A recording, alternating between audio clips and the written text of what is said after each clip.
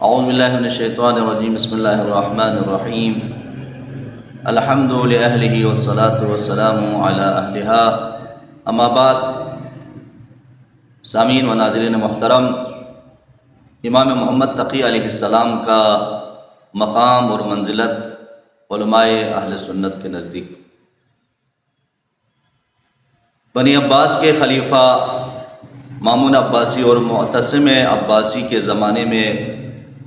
امام محمد تقی علیہ السلام کے کلمات اور مناظرات علماء کو درپیش پیچیدہ فقہی مسائل کو حل کرنے کے لیے مددگار اور معاون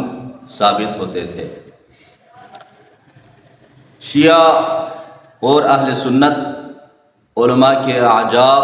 اور تحسین کے سبب بنتے تھے۔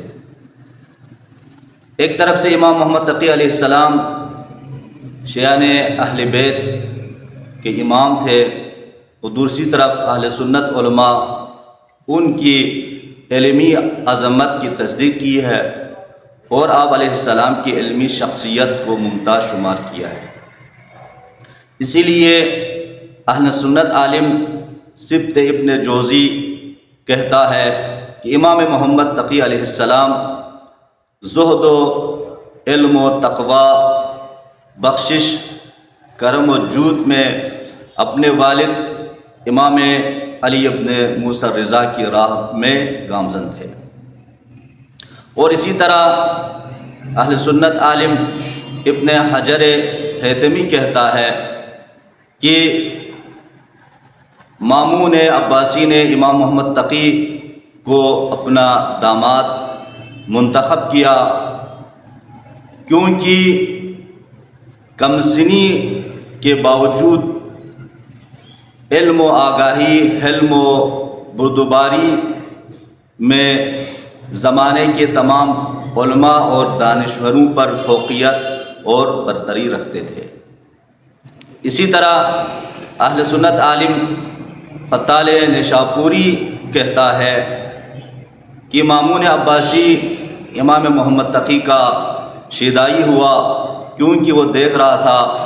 کم سنی میں علم و حکمت، ادب، عقلی کمال کے اس مقام پر فائز تھے، اس مقام پر پہنچے تھے کہ اس زمانے کا کوئی بھی عالم دانشور اس مقام پر نہیں پہنچا۔ اسی طرح جاہز عثمان معتزلی کہتا ہے